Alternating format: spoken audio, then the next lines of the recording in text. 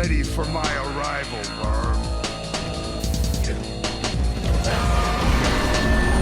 たとえ世界が全てを燃やそうとしても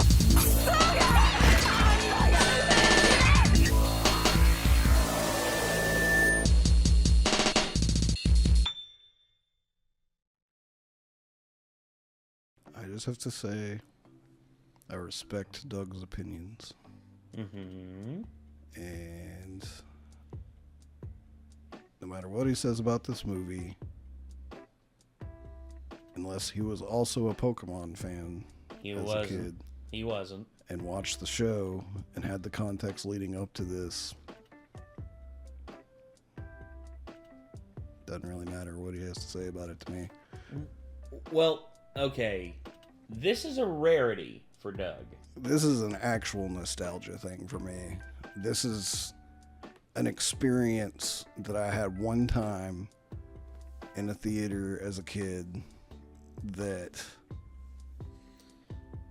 I'll never forget it.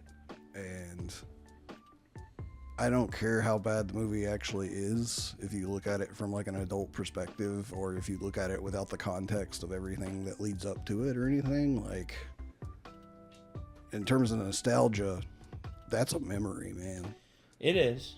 And a good one. Like, and I don't think that like trashing it with a review like negatively is ever going to probably change any person's opinion that was a kid that saw it in theaters that, you know, was a Pokemon fan at the time. Well, for me, watching the Pokemon movie in theaters when it came out, I was blown away by it. Simply because of the fact that it's Pokemon on the big screen. Now, as an adult, I understand that the movie that we got wasn't the full version that we were supposed to get. Do you know that? Never knew that. Yeah, because in the original cut of the film, Mewtwo basically is all of a sudden him flipping a switch and just turning on Giovanni like that. It sort of kind of came out of nowhere, and what happens in the original is that Mewtwo is actually mentally like raised with this little girl who's terminally ill, and she basically is like a companion of his, and he's able to like telepathically connect with her and like learn about stuff, and then she dies. And that's considered pretty dark for a kid's movie. So they cut that part out. They cut out like a good 15 minutes of the film. And the version we got... It's also more overtly dark than anything I can really think of that takes place in the Pokemon games as well. Mm-hmm. So, or the anime, up to that point. Yeah. So, and the whole deal... At least, I guess we were watching 4Kids Pokemon, though, back then. So, yeah. There could have been darker stuff in the original version. Who knows? There was some dark stuff, but that is, that part was arguably the darkest part of, almost anything Pokemon related. And the biggest thing with it is that, they cut that part out, and it took away, the emotional value and the emotional hit of why Mewtwo turned on Giovanni, because Mewtwo, they conveyed it okay. It's he saw himself as being used by Giovanni for his purposes and everything, for Team Rocket's purposes. But whenever that little girl died, and Mewtwo basically questioned, is this all life is? Then why am I not living my own life? Why am I under the control of this person who doesn't even truly care about me? And it actually lends more credence to Mewtwo growing to hate humanity, because that's his only experience with humanity. The kindest part of humanity dies. The one thing that he actually connected to, that had a bit of kindness, died on him. And then, of course, Giovanni, who's just an unfeeling monster who just basically wants to just control all Pokemon. and of course, the movie we got, I still enjoy a whole lot. I still enjoyed it a whole lot, but I don't know. Doug, when he did the original review, he was a little scathing about it because he didn't understand it. Now, as he's gotten older and he's actually delved into Pokemon more, and he's also employed people who grew up with Pokemon, I think he's come to more of an understanding of the impact that it had. And, yeah. Anyway, so... It's just kind of one of those you had to be there at the correct age kind of things for me.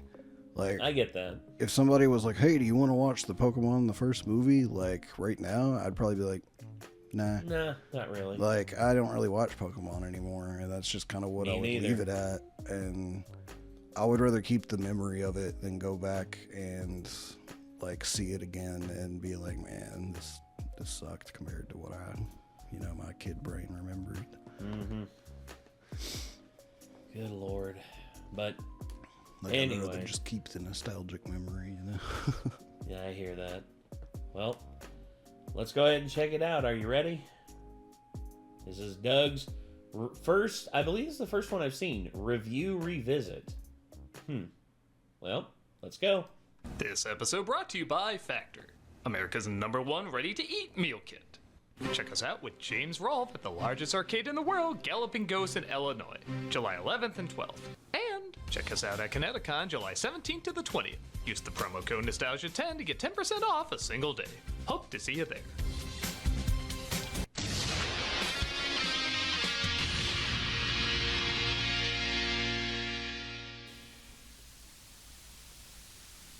Hello, I'm the Nostalgia Critic. I remember it so you don't have to.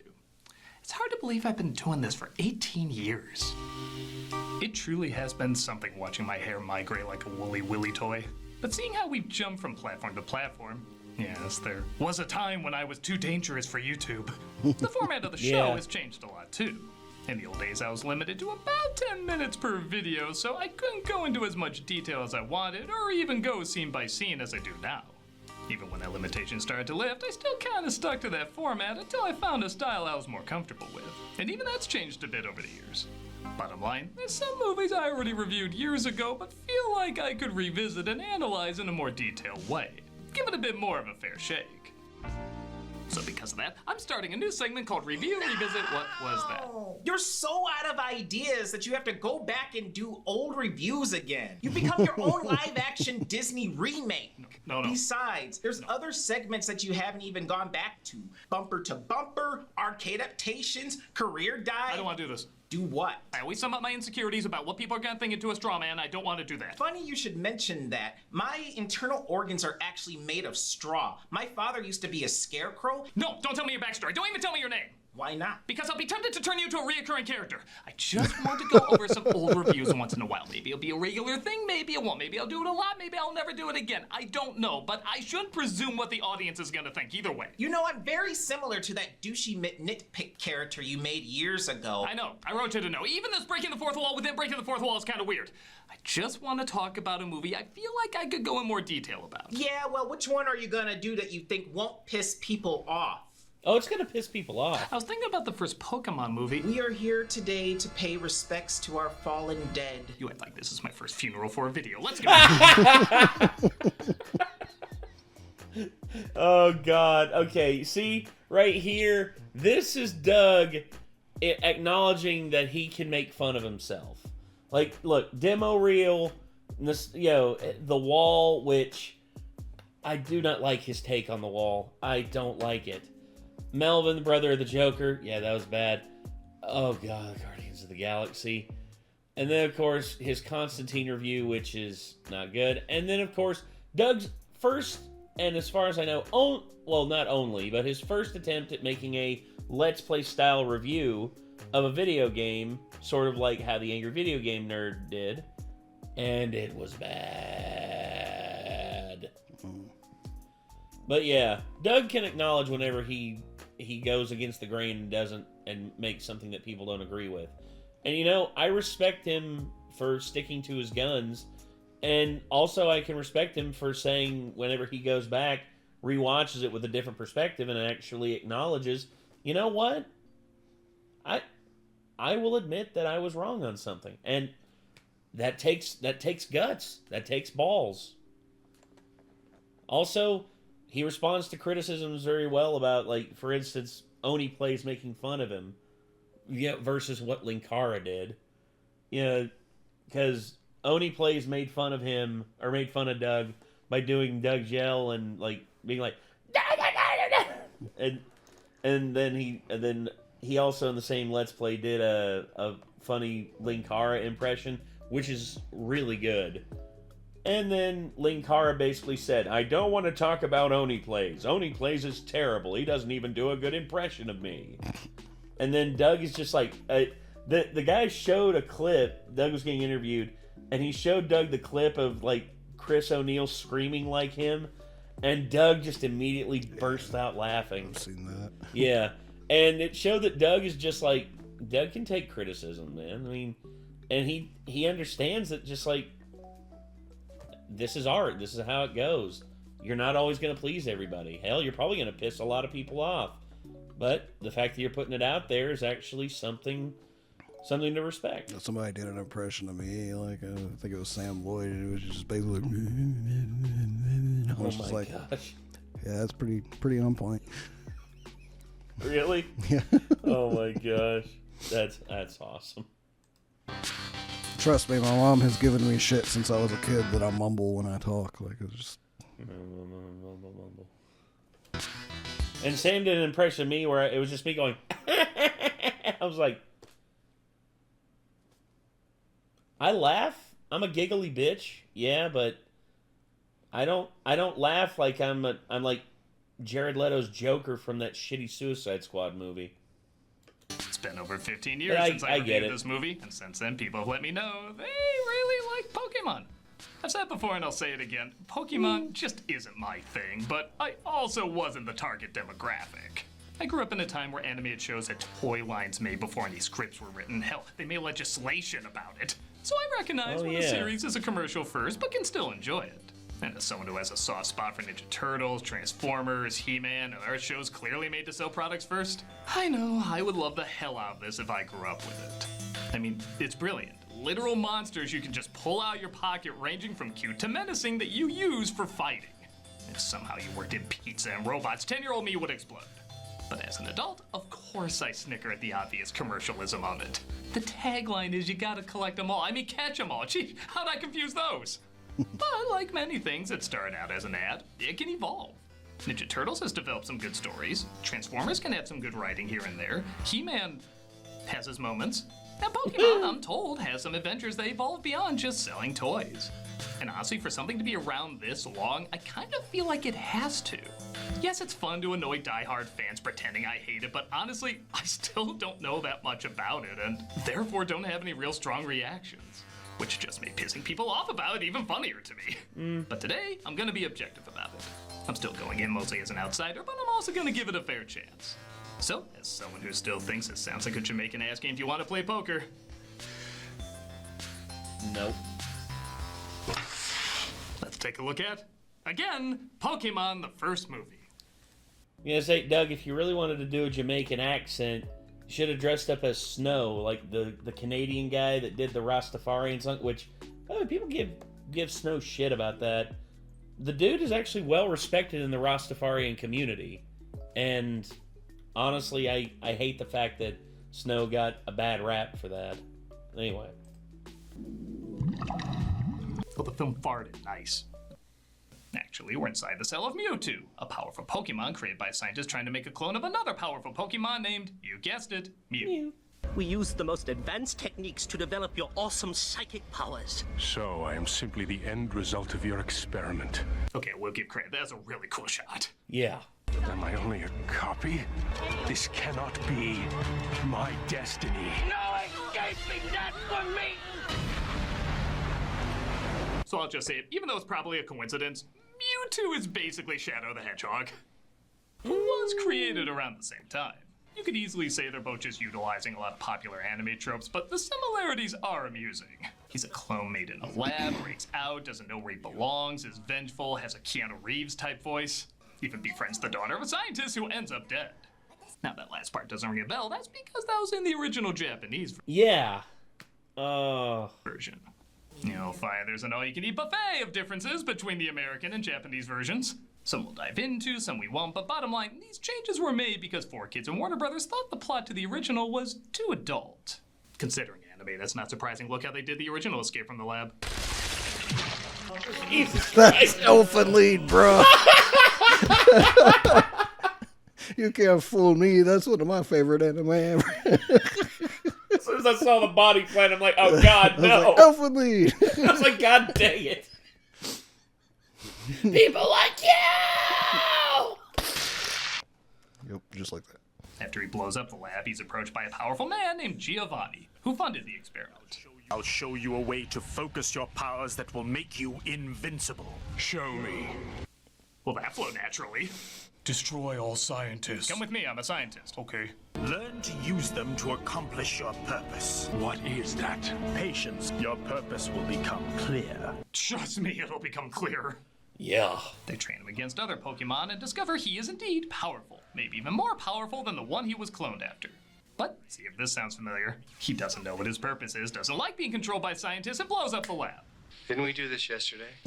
So what? Yeah. Well, in both versions, Mewtwo goes through an existential crisis. In the Japanese version, he feels no value because he's a copy of something else. So his logic is, if he becomes more powerful than the original, maybe he'll justify his existence.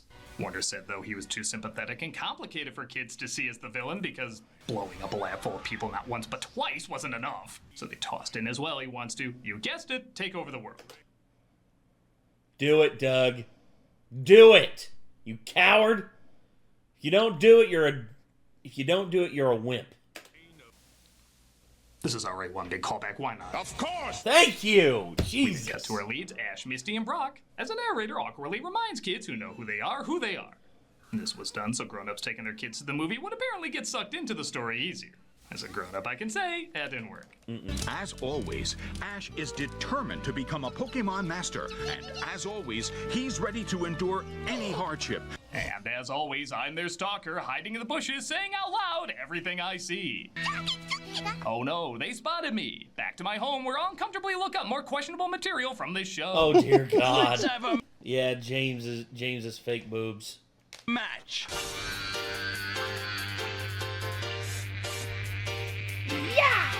Okay, so I have to admit, I do kind of miss this style of animation. Yeah. Digital has come a long way, and I definitely see the perks in both 3D and 2D, but there's what I can only describe as a vibrant softness to this style that's very gripping. And there is something that uniquely stands out about it. And honestly, for 1998, they combined CG with painted backgrounds really effectively. Yes. Like, half of it you wouldn't even know was CG until it starts moving. I'll concede, the film does look a little better than I remember it. I'm afraid you're gonna lose this one. They get challenged by another Pokemon Veronica. trainer, and of course, they end up Ash's playing the voice theme sounds way worse than I remember. Yeah, Veronica Taylor, again, she's admitted this. She did the voice for so long, and there were times where her voice was so strained that she could not convey emotion as well as she wanted to. When I interviewed her, she said that's the reason why she didn't voice the character any longer, because after doing it for 8 seasons, the strain on her voice was literally so bad that she was like constantly going to the doctor over polyps and stuff like that on her vocal cords. And that's not good, especially for a voice actor. Especially when that's your breadwinner. And I understand why she quit, because it's just the demands were too high. song while they fight.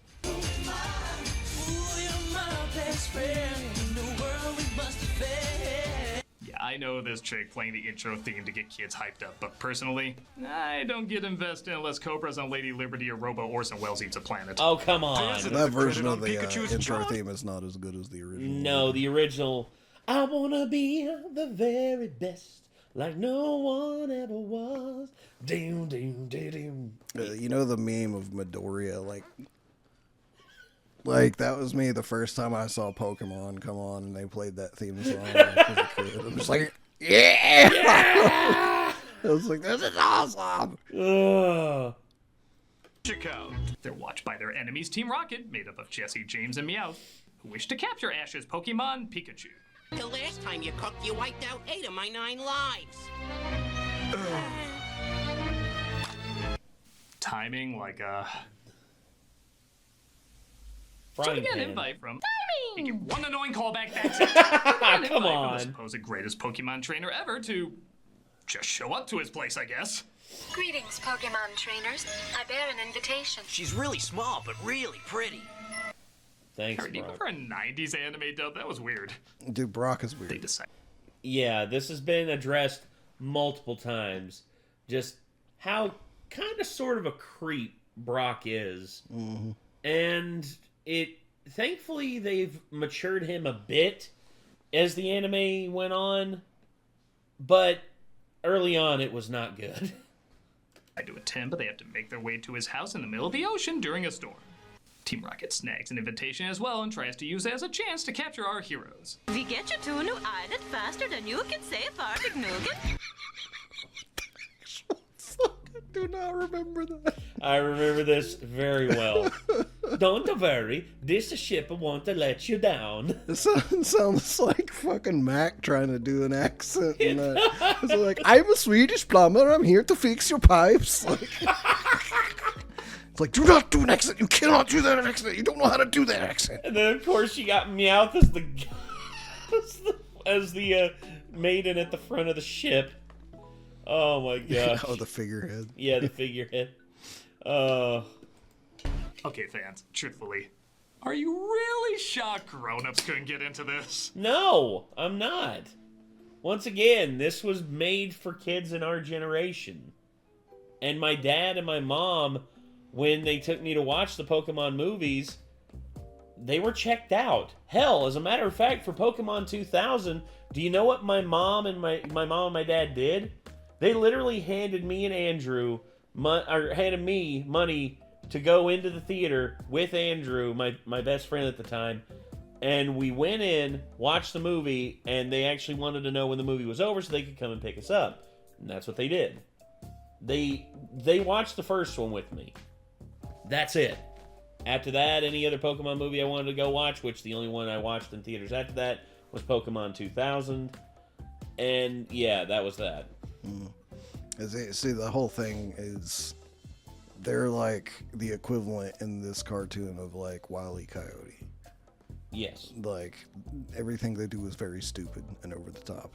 Yes. Like, and it would make a lot more sense if you had seen the show up to this point, because they literally pull some stupid shit like this in like every episode. Every time. Every time, dude. Gosh. I didn't know Vikings still existed. They mostly live in Minnesota.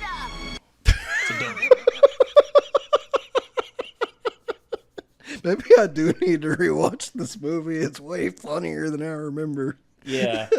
They mostly live in Minnesota. Existed. They mostly live in Minnesota. Only in an English dub of the time. Yeah. That's some ghost story shit, man. Yeah. I just want to hear what Doug says here. It's a dumb boy.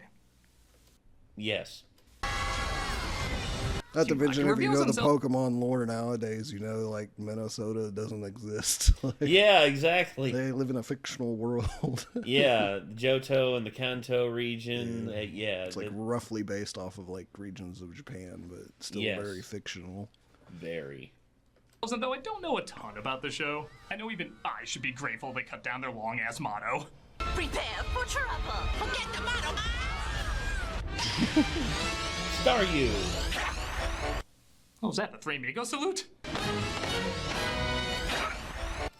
Basically. They use Some their of the Pokemon to Pokemon survive sounds the in the show storm were as they and other strange. trainers make their way to the ultimate Pokemon trainer, who they're surprised is a Pokemon himself. A Pokemon can't be a Pokemon master. From now on, I am the one who makes the rules. As the scientific fusion of camel and camel toe, I deserve respect. Oh. Child's play. It turns out he's hypnotized a girl named Nurse Joy to use her as a vessel to speak, but he has no more use for her. Where am I? And how in the world did I get here? Oh no, she's still under his spell! No, that's just how I sound. Meanwhile, Team Rocket sneaks in and discovers HR Geekers care a lot. I was hoping there'd be a party.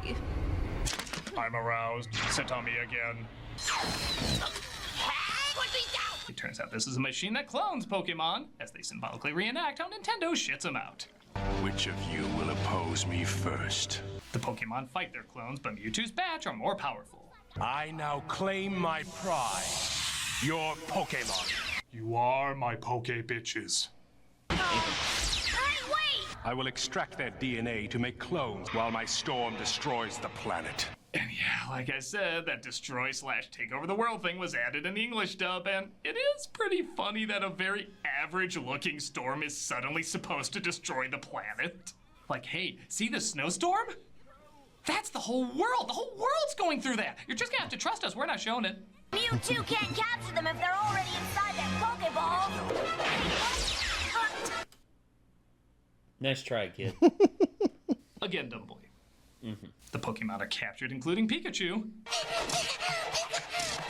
It must be the easiest role for memorizing lines since Vin Diesel as Groot. But Ash follows them to the cloning machine. Alakazam! Dugong! Ash follows them to the cloning machine. Alakazam! That's Scyther. I'm not very good. Who's that Pokemon? Vileplume! Yeah, they got that one Why don't you right. just put their price tags next to them while you're at it?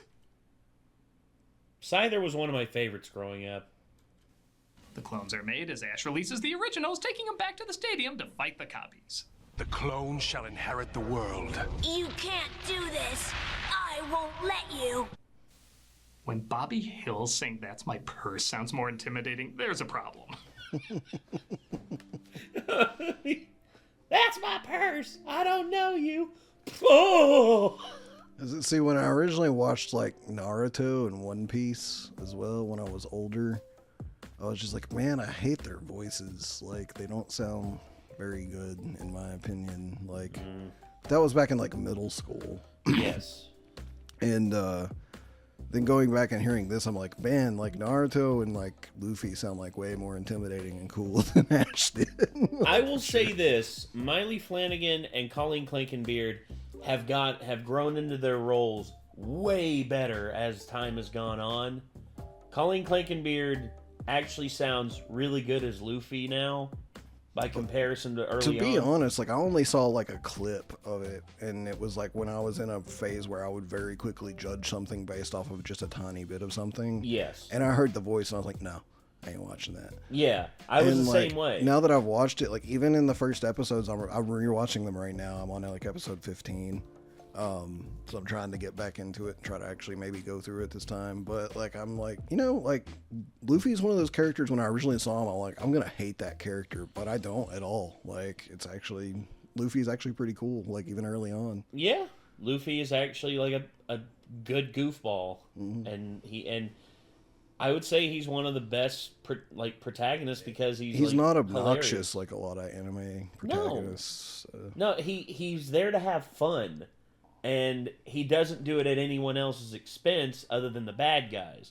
See, okay, I take that back. He does also like get the crew involved in some shenanigans, but he always makes up for it by getting them out of it again. And he doesn't make up excuses. He's just like, I just wanted to have fun. That's it. Ah, summer. So many things to look forward to. The heat, the sun, the heat, the light, the heat, the heat. The rain.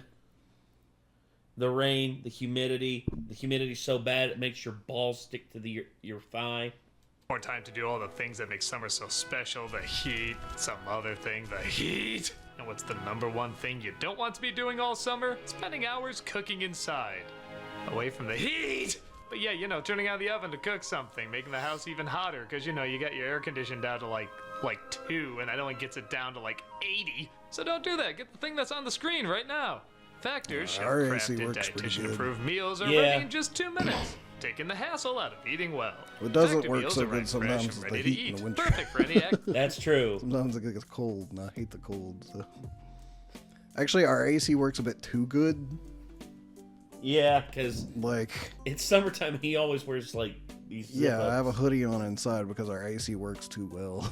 Yeah. It's because the thermostat's in a room where it's like, oh, we need to be running, but like the room's like my room, which is very small and enclosed, is like a ice box by the time the thermostat registers that anything's changed in the house, you know? Mm-hmm. Active lifestyle over summer and beyond. Granted, you could just throw it on your driveway and it'll be ready in even less than 2 minutes, but the taste of tar and dead bugs is not a seasoning I wish to experiment with again. With 45 weekly menu options, you can pick gourmet meals that fit your summer gains and goals. Choose from options like Calorie Smart, Protein Plus, Keto, and more. Factor powers your day, sun up to sundown. You know, when the temperature is somehow the same through both. With nutritious breakfasts, on-the-go lunches, premium dinners, and guilt-free snacks and desserts. Factor has your whole day covered. So enjoy more this summer. Get Factor if you want all the flavor with none of the fuss. I'm not kidding when I say they taste really, really good. Like, listen to the sincerity in my voice. They're not just fast and convenient, they legit taste really great. Granted, I did experiment with tar and dead bugs, but maybe that was the hate getting to me. So what are you waiting for? Get started at factormeals.com/nostalgia50off and use the code nostalgia50off to get 50% off plus free shipping on your first box. That's code nostalgia50off at factor.com/nostalgia50off for 50% off plus free shipping. That's factormeals.com/nostalgia50off. Is it fall yet? No, sadly it is not. Ash has a brilliant plan to stop the powerful Poke God. Punch him.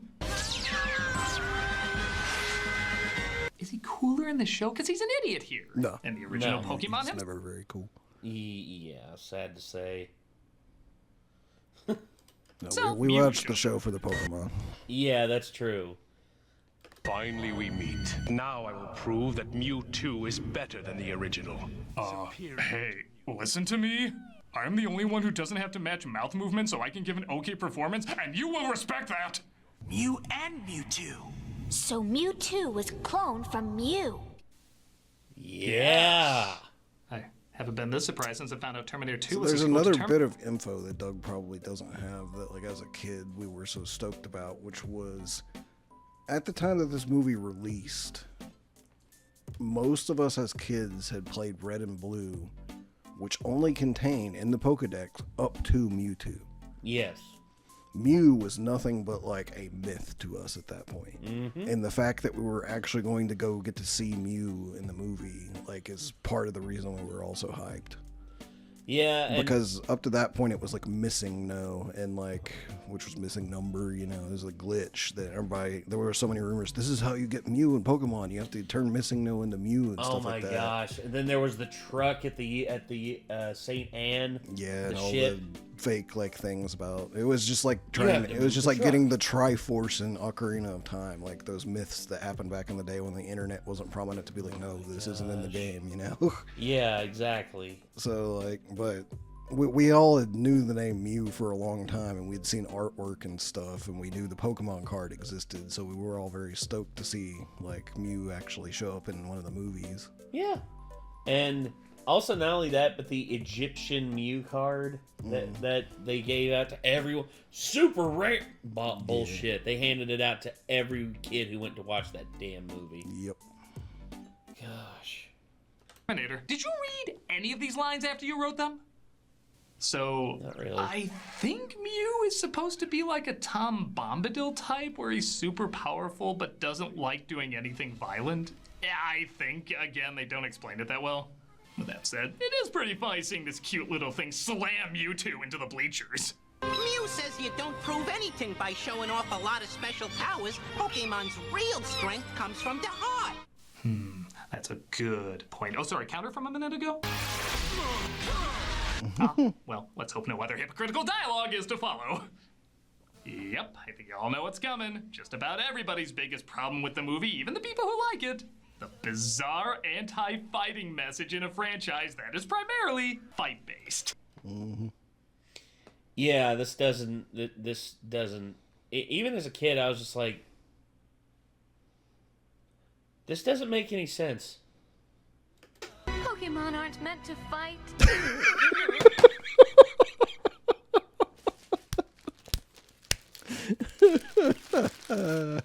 I don't remember that.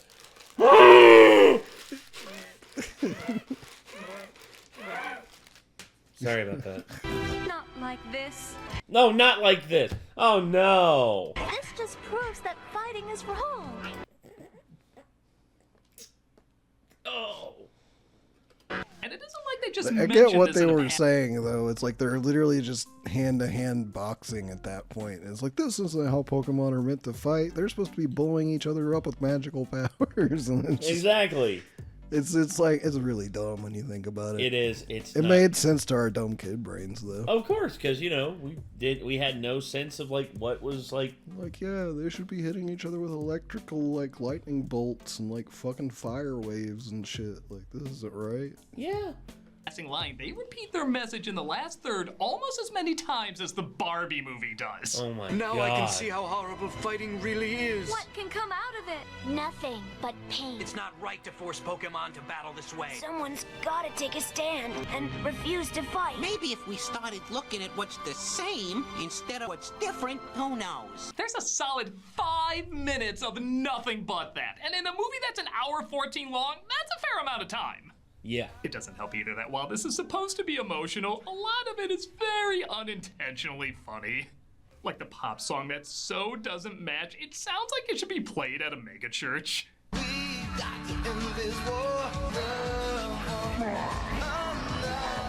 It literally does sound like chaotic destruction being mega interrupted by church song. a duck slapping another duck. Fine. While the mega church music is still going. And I'm sorry, all these years later, Pikachu beating the crap out of himself is still one of the most laugh out loud things I've ever witnessed. There's a reason why it's a meme now. This is a meme now. Yeah, but as a kid, this was very sad. Yeah. Whoever made this still knew that it would get the point across to kids somehow. I don't know how they knew, but... Yeah, I guess. When you saw this, and maybe you were even falling for the forced message, but somewhere deep down inside you, you knew this was hilarious. She's my sister. She's my daughter. My sister, my daughter. My sister, my daughter. That's too old of a reference for me to get at that time, Doug. That's from Chinatown. That's from the 1970s. Still don't get that reference. So.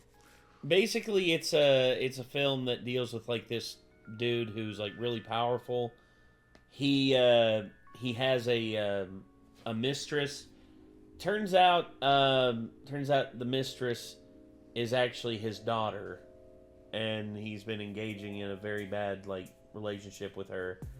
And they had a daughter, and now the daughter's getting older, and the father is starting to prey on like his daughter / granddaughter, and his daughter / like the mother of the child tries to take her away, and you know the whole thing is JJ Geddes is trying to get her to confess to who the girl really is.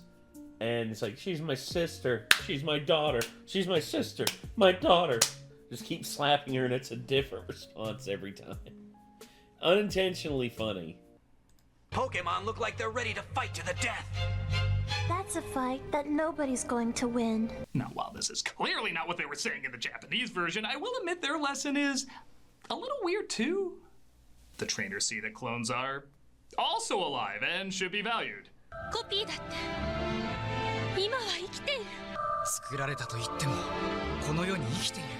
I guess this could be a commentary on when they first achieved cloning in 96, and seeing how this came out in 98, I guess the dates do kind of add up.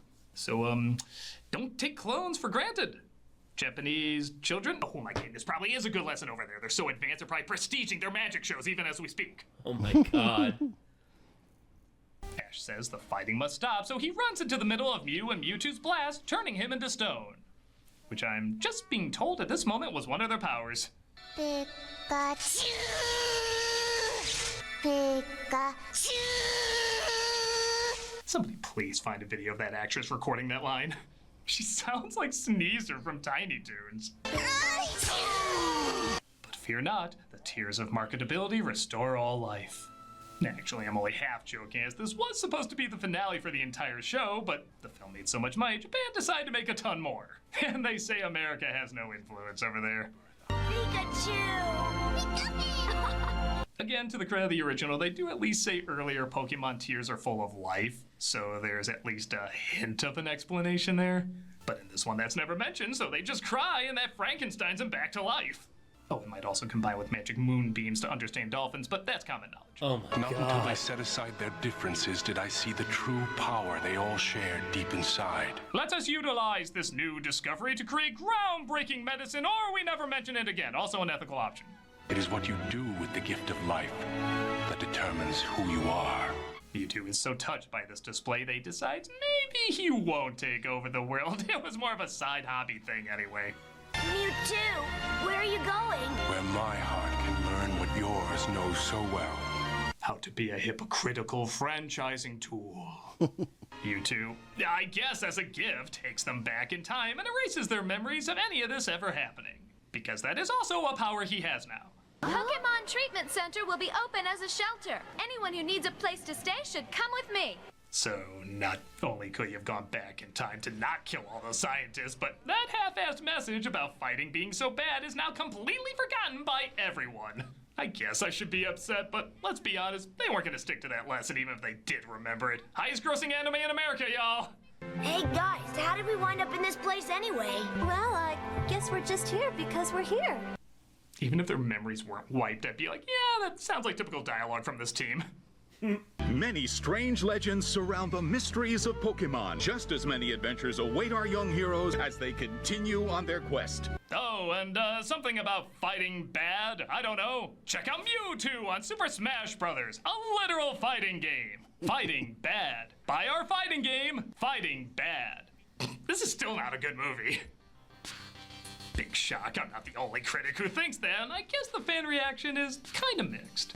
There's people who like the nostalgia and fond memories of it and how bright and colorful it is. But there's others who are still pretty pissed they changed so much from the original because they felt like their audience wasn't smart enough to follow it.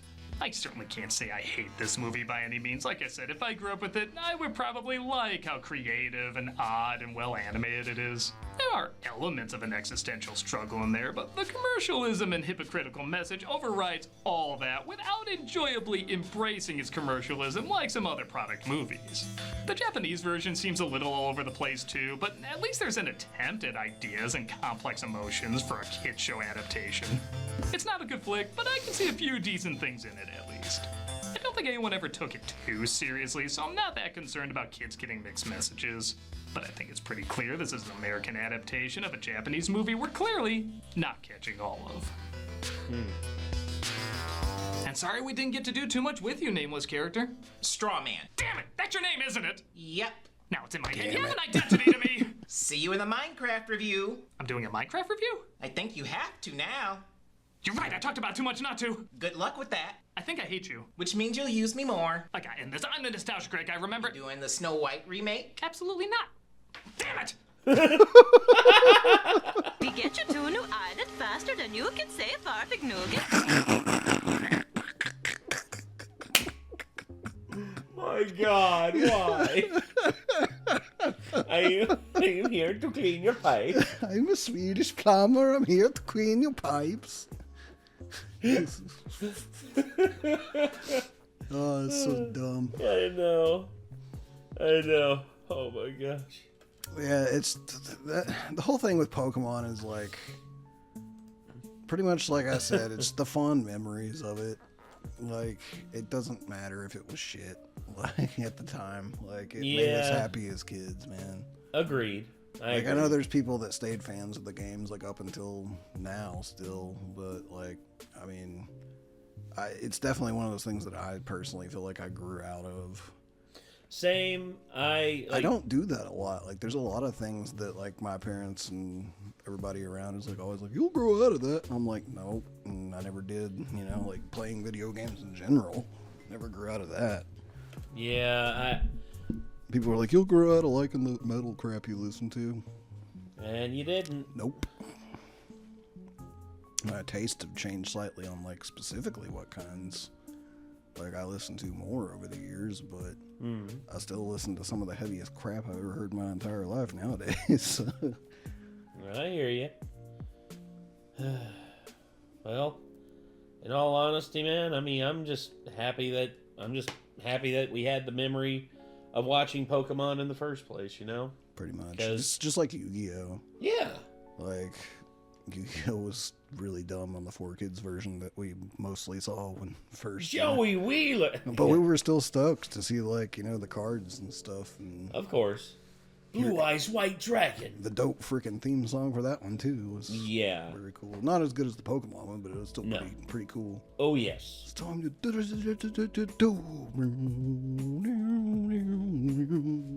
Yeah, I agree. Yeah, it's just one of those things like where you'd rather it just stay nostalgic rather than to go back and analyze it with your current brain.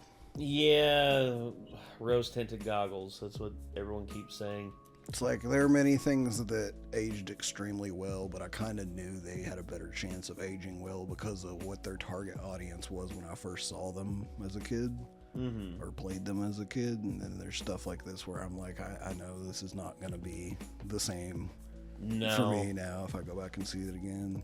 Very true. And like Metal Gear Solid I first saw as a kid, but I'm just like, it was an M-rated game at the time. Like, so obviously I kept replaying it and I kept loving it. Like, never got tired of it. So well, same with like the first God of War game for me. The first God of War game, I played through it I think like 4 or 5 times, just trying to like just getting faster and faster every time getting through it, and it was always the climb out of hell that always pissed me off because of those goddamn blades climbing up that spinal thing and the blades just knocking you down back to the beginning again and again and again. Then there were moments when I saw stuff for the first time that I was just like, this is something entirely different from anything that I've experienced thus far, you know? Yeah. And then I've gotten older and I'm like, it wasn't as good as I thought back then, but it still kind of holds up a little. Yeah. Like the most egregious example of that for me is personally Dragon Ball Z. Ooh, Dragon D's balls, yeah. Yeah, it's like, it was the coolest thing I'd ever seen when I saw it. And then now it's okay. Yeah. Like, it's still alright. And I have a lot of fond memories of it, but it's not terrible. If I had to talk about, like, influential... I've seen a lot of infinitely better stuff since then. Oh, absolutely. Same. But if you have to talk about influential anime that, like, got you into... got kids into anime, especially in our age, there was that, Sailor Moon, and a few others. Because part of it was that technically I should be able to attribute the fact that I'm an anime fan to Pokemon and Yu-Gi-Oh! Yeah. But I didn't register as a kid that that's what those were. Like, those were just shows I watched related to video games. I liked a video game I liked and a card game I liked. Nothing more. Like, they weren't anime. Dragon Ball Z was when I was actually, like, introduced to what anime actually was. And I was like, wait, what is this? You know? Because it was not based on a video game I had heard of. It was not based on anything I'd seen before, and it was cool as crap at the time. So. There was actually there it is.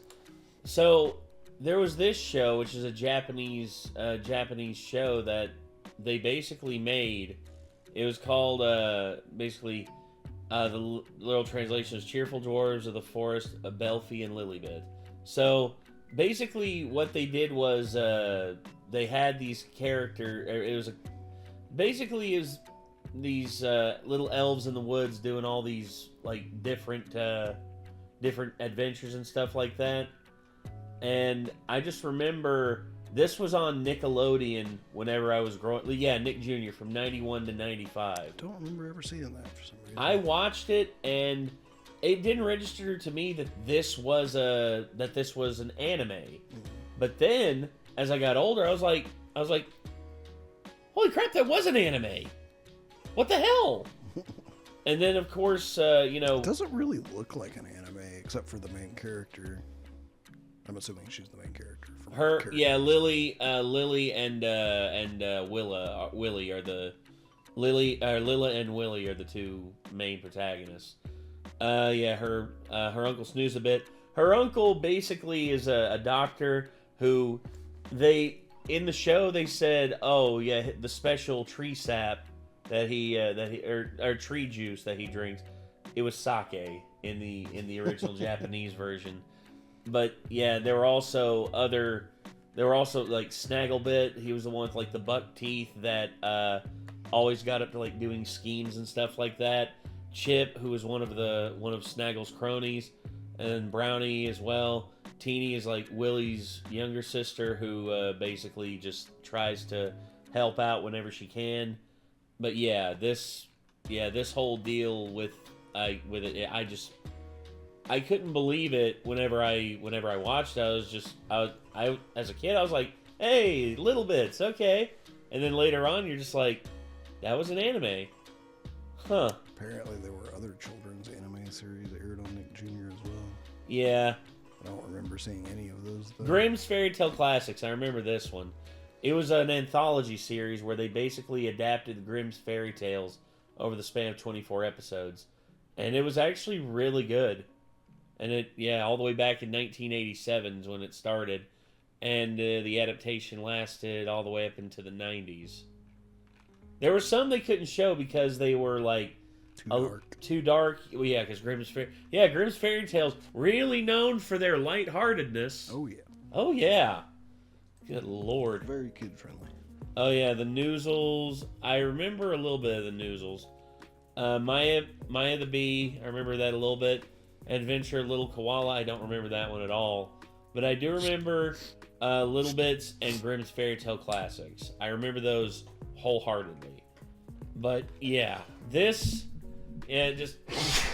anime has, bless you, anime has been in my life a lot longer than I like even knew, because this was like the first anime that I think I ever watched, but the one that like actually influenced me completely with the tropes that you would find in Japanese anime was of course Dragon Ball Z, Power Fantasy anime, and then of course Power Fantasy shonen style anime, and then Sailor Moon, Power Girl, or what was it? It's Magical Girl / Slice of Life, and that was when I got introduced to those, and that started my trend into liking anime. But then I sort of fell out of it for a little bit, and then Cowboy Bebop happened, and I've never looked back. Yeah, I didn't fall out of it at all. Like, I was always watching some anime once I saw Dragon Ball Z on Toonami. Like, DBZ was the main one I was usually waiting for, but I was also waiting on Gundam Wing, all kinds of other shows. I get that, and you see, I love those shows too,